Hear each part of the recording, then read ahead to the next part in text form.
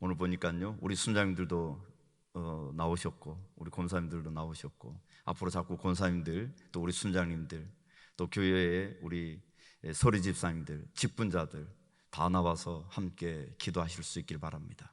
직분자들은 교회에 헌신하도록 직분자를 세웠습니다.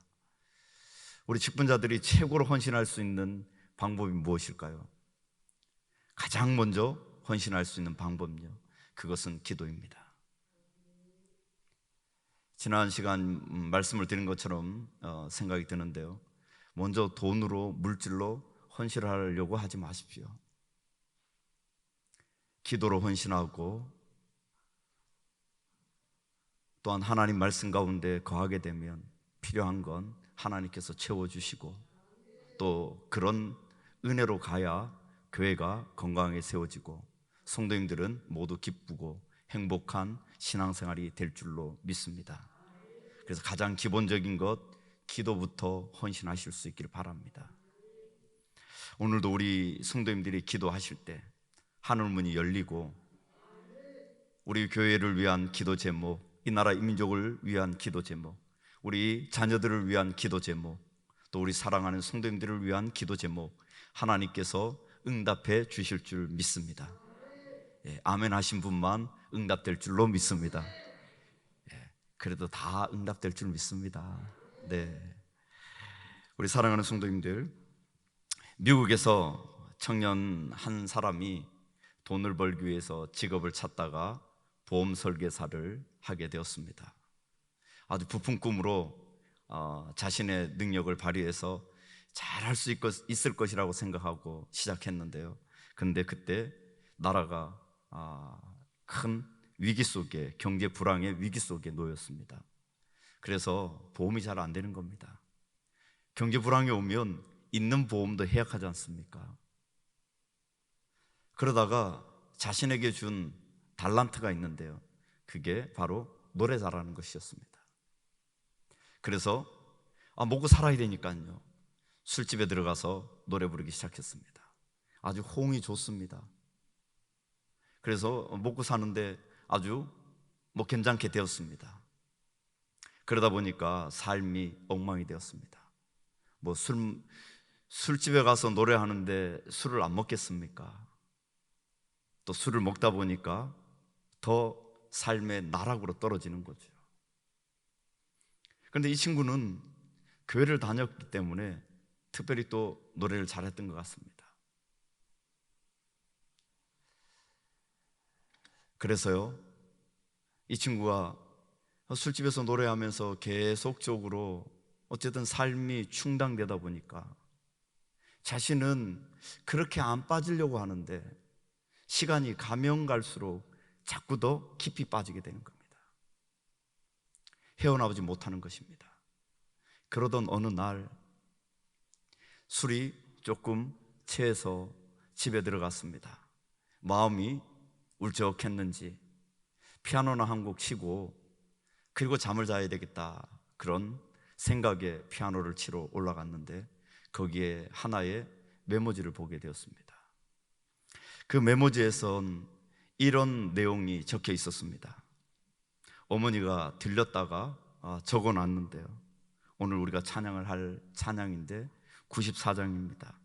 주 예수보다 귀한 것은 없네. 세상 부귀와 바꿀 수 없네. 그리고 또한 세상 명예와 바꿀 수 없네. 세상 행복과 바꿀 수 없네. 유혹과 핍박이 몰려와도 주 섬기는 내 마음 변치 않아. 세상 즐거움 다 버리고 세상 자랑 다 버렸네.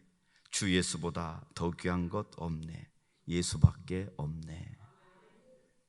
이 가사를 보고 난 이 젊은 청년은 그 자리에서 무릎을 꿇고 회개하고 그 모든 삶을 청산하고, 그리고 하나님 뜻 가운데 살게 되었습니다. 그런데 그렇게 사니까 어떻습니까? 삶이 힘들어지죠. 그런데요, 이 소식을 교회들이 들은 겁니다.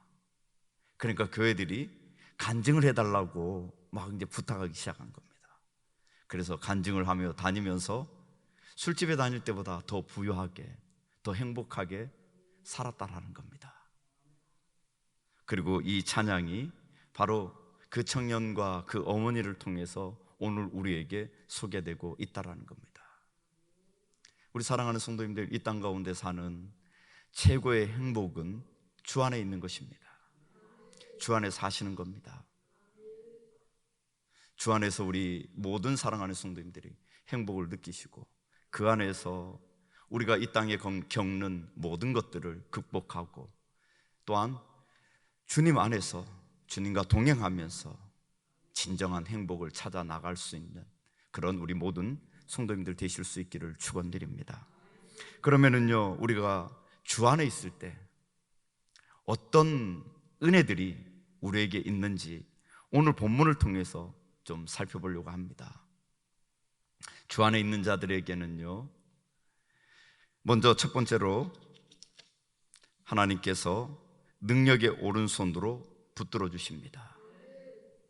주 안에 있는 자는 주님의 그 능력의 오른손으로 붙잡아 주신다라는 거죠. 우리 10절 말씀을 함께 우리 읽어볼까요? 10절입니다. 두려워하지 말라, 내가 너와 함께함이라. 놀라지 말라, 나는 내 하나님이 됨이라. 내가 너를 굳세게 하리라. 참으로 너를 도와주리라. 참으로 나의 의로운 오른손으로 너를 붙들리라. 이 말씀이 우리 오늘 사랑하는 성도님들의 응답이 되실 수 있기를 축원드립니다. 오늘 이 본문은 41장의 본문은요, 이스라엘이 바벨론 포로로 잡혀가서 거기에서 큰 어려움 속에 있는 거죠. 이제 노예가 다 되었고, 그리고 바벨론 포로로 잡혀가서 그 속에서 억압 가운데 있는 겁니다. 그런 그들에게 하나님은 희망의 메시지를 줍니다. 그 희망의 메시지가 1절에서 4절 고레스를 세워주겠다라는 겁니다. 그런데요, 이 본문은 열방의 나라들을 불러들여서 소송을 벌립니다. 그래서 오늘 1절 보면요, 섬들아, 이 섬들은 나라들입니다. 그러니까 모든 나라들을 다 하나님이 초청하는 겁니다. 그리고 소송을 벌리는 겁니다. 소송을 벌여서 내가 동방에서, 우리 2절 말씀이에요, 누가 동방에서 사람을 일깨워서 공의로 그를 불러. 이 동방에서 한 나라가 세워지는 이것이 바로 앞으로 세워질 바사, 그리고 고레스 왕입니다. 고레스 왕을 통해서 하나님께서는 바벨론을 심판하시겠다라는 거죠. 이스라엘을 핍박하는 그 나라를 하나님께서는 때리시겠다라는 겁니다. 그린 이 소식을 들은 열방의 나라들이 우리 5절 말씀에 보면요, 섬들이 보고 두려워하여 땅 끝이 무서워 떨며 함께 모여와서 각기 이웃을 도우며 그 형제에게 이르기를 너는 힘을 내라 하고, 목공은 금장색을 격려하며 망치로 고르게 하는 자는 매질꾼을 격려하며. 이것은요, 열방의 나라들이 모여서, 그리고는 이 열방의 나라들이 우상을 만들기 시작하는 겁니다. 그 우상은 계속 얘기 드렸지만, 이 고대의 전쟁은 나라들의 전쟁뿐만 아니라요, 우상들의 전쟁이 항상 같이 따라갑니다. 그래서 우리가 이 블레셋과 이 사울과 전쟁을 했을 때, 이 블레셋이 이스라엘의 언약궤를 가지고 가지 않습니까? 그것은요, 이스라엘을 이겼다라는 거고, 그리고 그 신이 우리 신 아래에 지금 항복했다라는 겁니다. 그래서 블레셋이 자기 신전에, 자기 신 밑에다가 언약궤를 갖다 놓은 거죠. 우리 신 앞에 무릎을 꿇었다라는 겁니다. 그런데 오히려 그 하나님의 언약궤가, 바알의 신상이 그 언약궤에 납작 엎드러지고 나중에는 완전히 박살나는 그런 모양으로 하나님이 징계하시죠. 그래서 이 열국들은 자기들의 우상을 만들어서 바로 하나님과 하나님의 뜻에 대항하려고 하는 거죠. 그러나 결국 그 모든 것들은, 그 우상들은 꼼짝없이 깨지고, 그리고 그 나라들은 바사라는 그러한 나라 속에 점령될 수밖에 없는, 고레스를 통해서 점령될 수밖에 없는 그런 상황이 도래하게 되는 것입니다. 한마디로 바벨론의 억압 속에 있는 이스라엘을 하나님은 구원하시겠다라는 겁니다. 회복시켜 주시겠다라는 겁니다. 그 말씀이 8절부터 우리에게 주어지는 것이죠. 그래서요, 그러나 나의 종 이스라엘은 회복시켜 주시겠다라는 겁니다. 어떻게요? 아무리 강력한 바벨론이 너희들에게 핍박과 억압과 고통과 어려움을 준다 할지라도 하나님은 오늘 10절에 두려워하지 말라, 놀라지 말라, 굳세게 하리라, 그리고 나의 의로운 오른손으로 너를 붙들리라, 이렇게 말씀하시는 겁니다. 아무리 강력한 대적일지라도 하나님께서 깨트리시고 하나님께서 승리해 주시겠다라는 겁니다. 우리 사랑하는 성도님들, 우리에게 적용을 해보면요, 우리에게 대적자들이 있습니까? 우리를 힘들게 하는 사람들이 있습니까? 하나님은 그 대적자들을 깨트려 주시겠다라는 겁니다. 내 힘으로, 내 능력으로가 아니라 하나님께서 일하셔서 대적자들을 없애주시겠다라는 겁니다. 근데 여기에서 이렇게 말씀하면 의문이 생길 수도 있습니다. 어떤 의문요? 대적자가 누군가? 여기서는 분명하게 바벨론이 대적자로 나오겠지만 우리 성도님들의 대적자는 누굽니까? 성도님들을 정말 괴롭히는 그 사람들이 누굽니까? 그래서 오늘 보면은요, 말씀에 참 의미 있는 말씀을 합니다. 10절을 다시 한번 하반절을 보면요, 너를 도와주리라, 참으로 나의 의로운.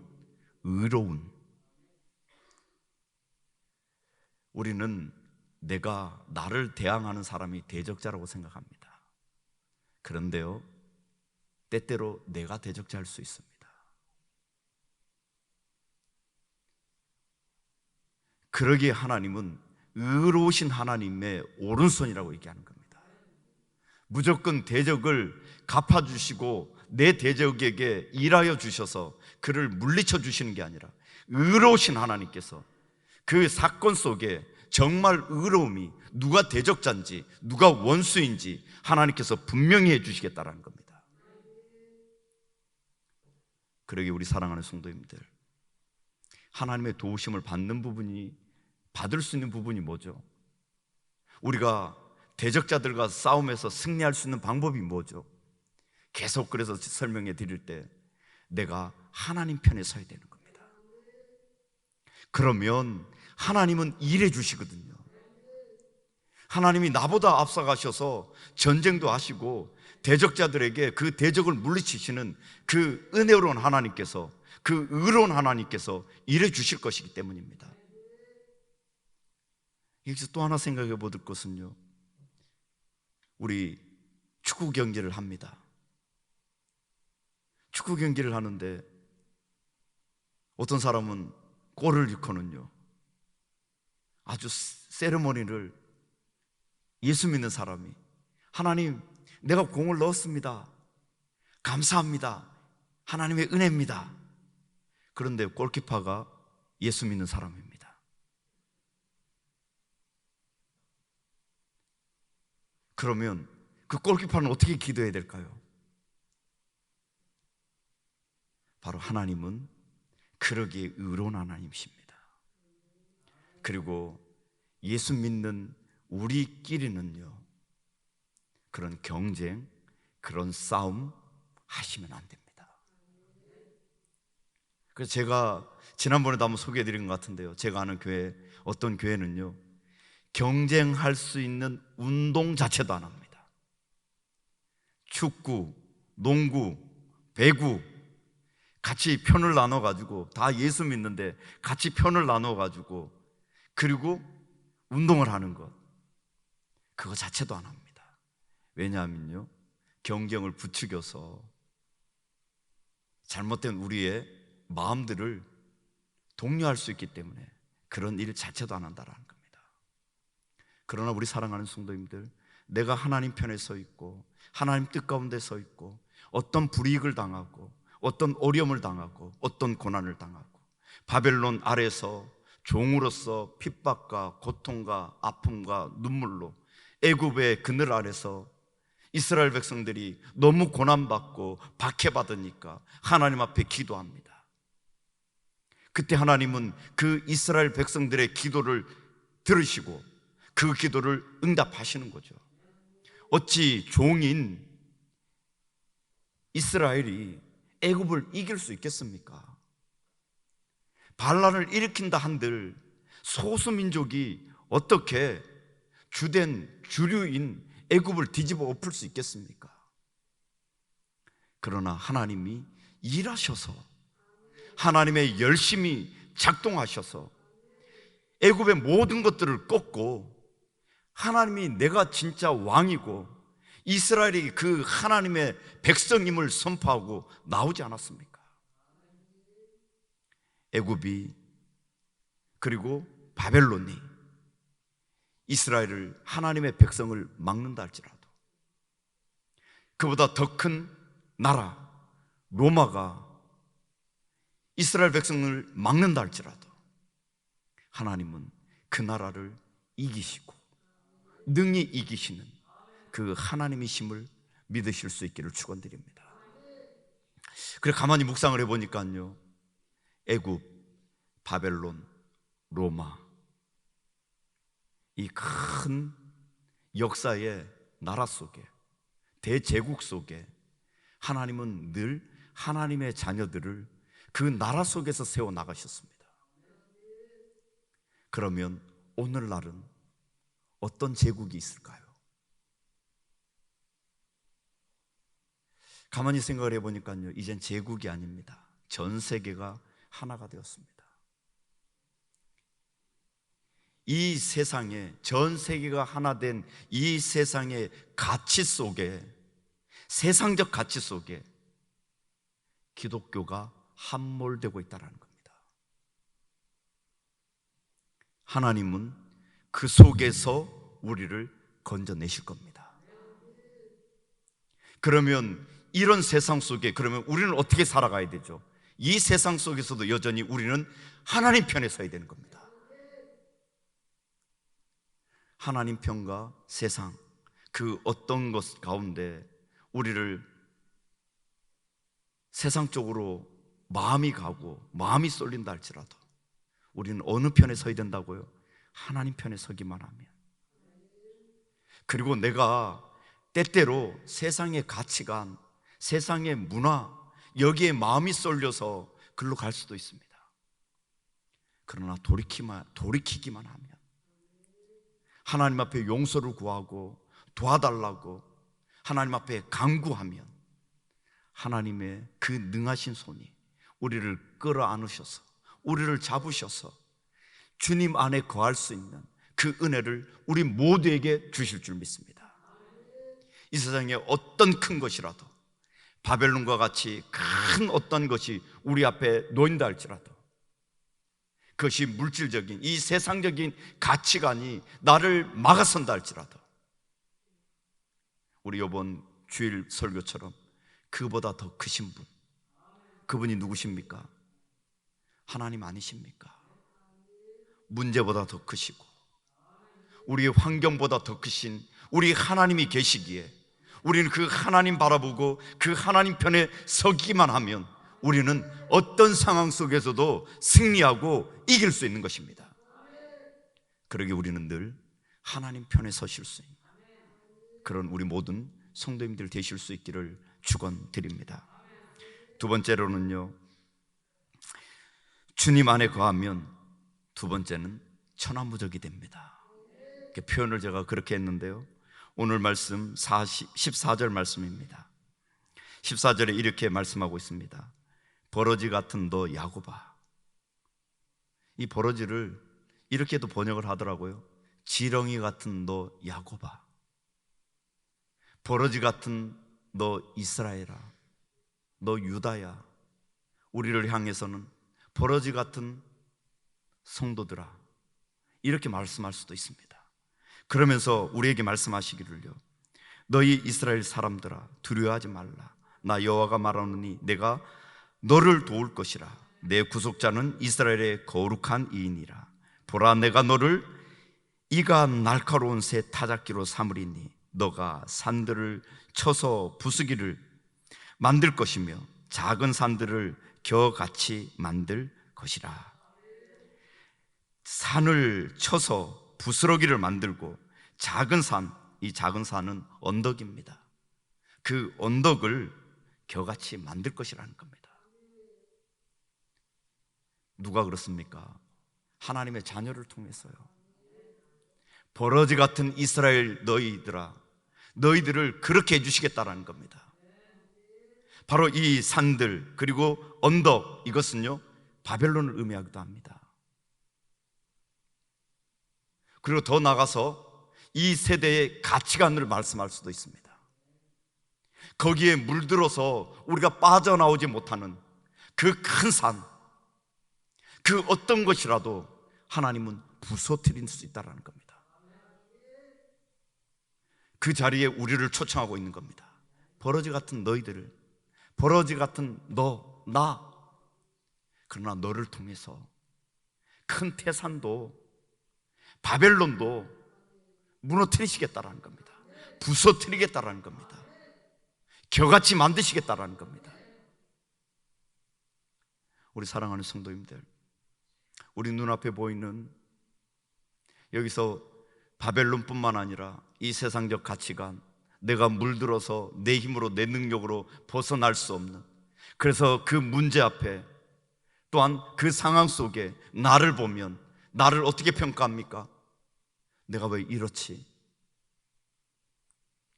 요즘 우리 아이들하고 가만히 우리 아이들을 보면 이런 생각을 합니다.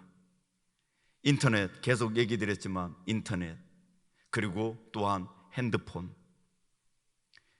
오늘도 제가 이 얘기를 한번 드렸는데, 핸드폰은요 눈이 갑니다. 핸드폰 오래 하시면 눈 시력 다 잃습니다. 그리고요 핸드폰 오래 하시면은요 전두엽이 파괴됩니다. 그리고 중독이 됩니다. 중독이 되면요 못 태어나옵니다. 유튜브 아주 재밌는데요, 보면 볼수록 못 태어나옵니다. 시력 가고요 정신 갑니다.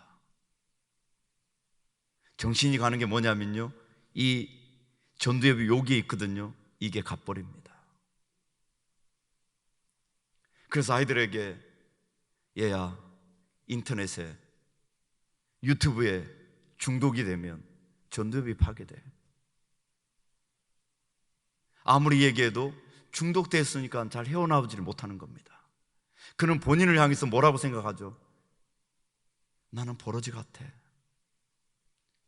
왜 나는 이게 나쁜 것이라고 아는데도 왜 못 벗어나는 걸까? 이런 마음이 우리 안에 스물스물 들어오는 거죠. 중독되어지면 못 빠져나오는 거죠. 그래서 세상은요, 이 도박에 그 마약에 중독이 되면 고칠 수 있는 게 뭔지 아십니까? 더 센 걸로 고쳐야 돼요. 마약보다 더 센 게 있어요. 그게 뭔지 아십니까? 도박입니다. 마약을 끊으려면 도박을 가르치면 마약을 끊어진답니다. 그럼 우리 사랑하는 성도님들, 우리가 인터넷에, 핸드폰에, 그리고 유튜브에, 우리 청년들, 우리 국제학교 친구들, 혹시 이 부분에 중독되지 않았나요? 아무리 끊으려고 해도 자꾸 시간만 나면 거기에 빨려 들어가지 않나요?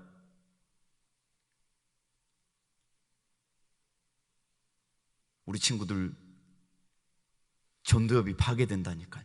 집중이 안 돼요. 그러면 성적이 떨어져요. 삶의 질이 자꾸 떨어져요. 뭐 하나 이루기가 힘들어져요. 그 끊을 수 있는 게 뭐냐? 오늘 우리에게 말씀하고 있습니다.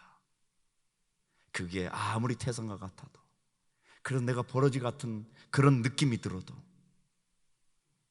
끊을 수 있는 것은요, 바로 하나님 안에, 우리 주님 안에, 주님과 함께 걸어가는 그 삶, 주님을 날마다 묵상하고 하나님이 그걸 싫어한다라는 것 늘 기억하며 하나님과 동행하는 삶 사실 수 있기를 바랍니다.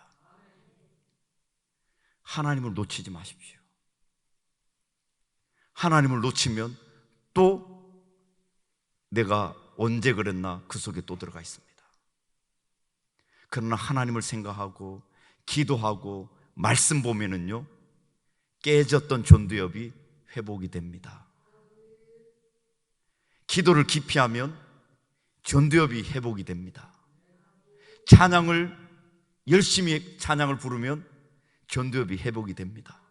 말씀을 깊이 보고 그 말씀 가운데 살아가려고 애쓰시면 회복이 됩니다. 우리 사랑하는 성도님들, 염려, 근심은, 그리고 원망, 불평은요, 이거를 고치려면 이것도 방법이, 내가 원망, 불평하는 거 이거 고쳐야지. 아무리 마음 먹어도 원망, 불평이 안 떠납니다. 우리 사랑하는 성도들 중에 원망, 불평 많이 하시는 분들 계실 수 있습니다.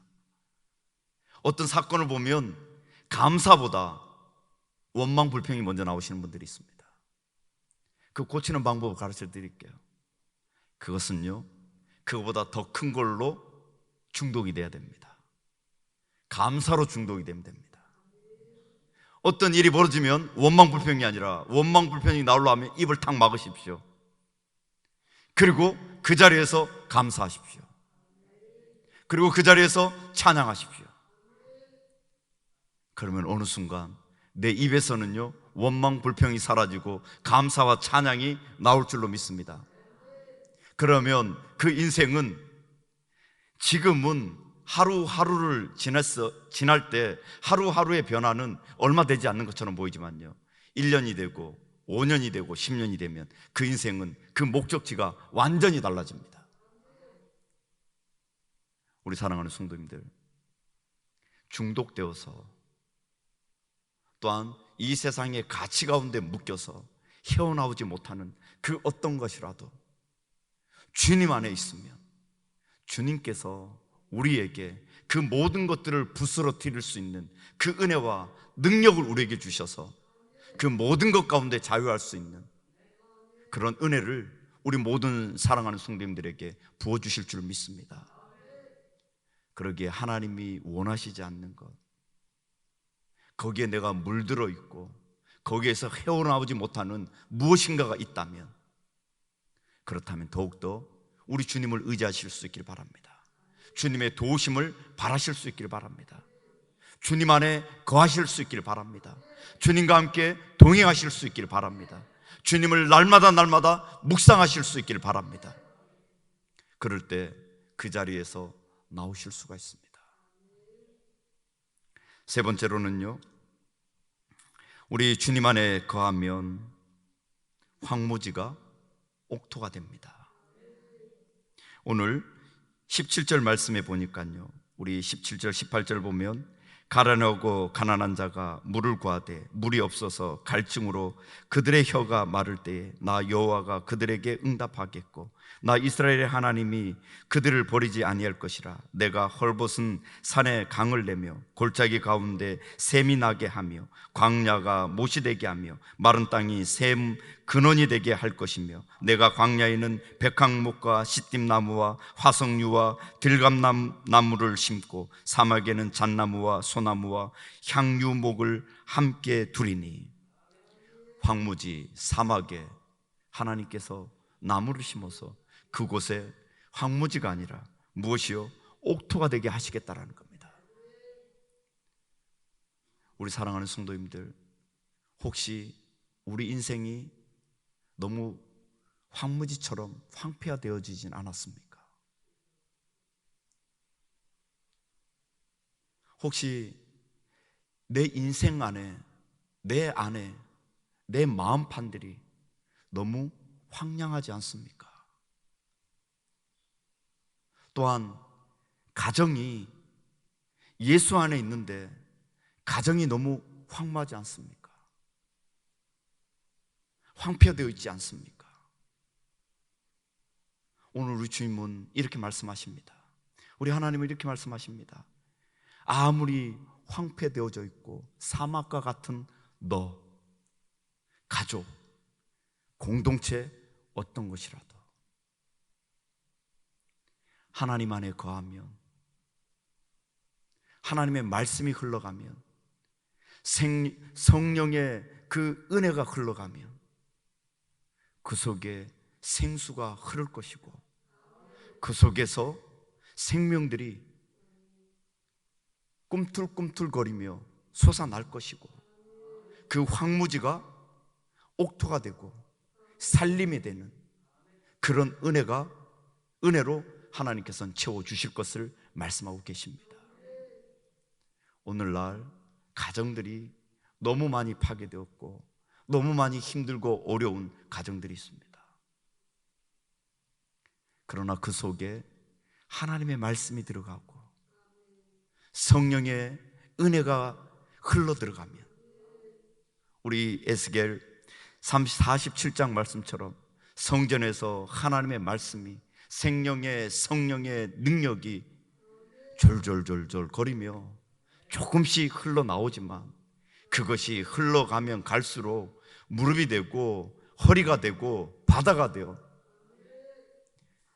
죽었던 사해바다에 그 물이 들어가게 되면 고기가 살아나고 그리고 그 옆쪽으로는 황무했던 그 땅들이 나무가 자라는 비옥한 살림이 되는 그런 은혜가 있게 될 것을 말씀하십니다. 마음판들이 우리의 마음들이 황량하게 되어 있지는 않습니까? 남의 일을 어떤 일을 겪고도 남의 일로 나에게 문제가 없으면 나에게 아픔이 없으면 그 모든 것들은 남의 일로 우리 마음들이 너무너무 돌밭처럼 그렇게 바짝 말라 있지는 않습니까? 그 마른 땅에도요 말씀이 들어가고 성령께서 물꼬를 내고 들어가기 시작하면 그러면 모든 곳에 생명이 살아나고 그리고 그곳에 살림이 되고 울창한 그러한 살림이 되어 옥토가 된다라는 걸 우리에게 말씀하고 계시다라는 겁니다. 우리 사랑하는 성도님들, 한 영혼들이 살아나기를 원합니다. 가정들이 말씀을 통해서 성령을 통해서 살아날 수 있기를 바랍니다. 우리 마지막 찬양, 은혜 찬양을 우리가 찬양으로 불렀습니다. 맞습니다. 우리 그리스도인은 은혜 아니면 살아갈 수가 없습니다. 그 은혜를 잊는 그 순간 목회자들 사이에선 그렇게 얘기합니다. 성도가 은혜가 떨어지면 그때부터는 성도는 어떻게 바뀔지 모릅니다. 목회자와 성도 간에 아주 좋은 관계 속에 있어도요 은혜가 똑 떨어지면 그때부터 어떻게 반응하는지 아무도 모릅니다. 그리고 또 사랑하는 성도님들, 내가 은혜 가운데 없고 내 삶이 은혜라고 고백하지 못한다면 그 중심에는 무엇이 있느냐면요 내가 있습니다.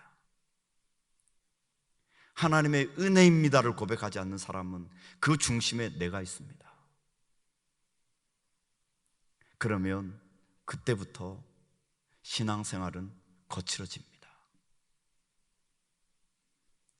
그리고 신앙생활은 내 중심이 됩니다. 그러면 그때부터 우리 신앙생활은 영적 침체로 들어가기 시작합니다.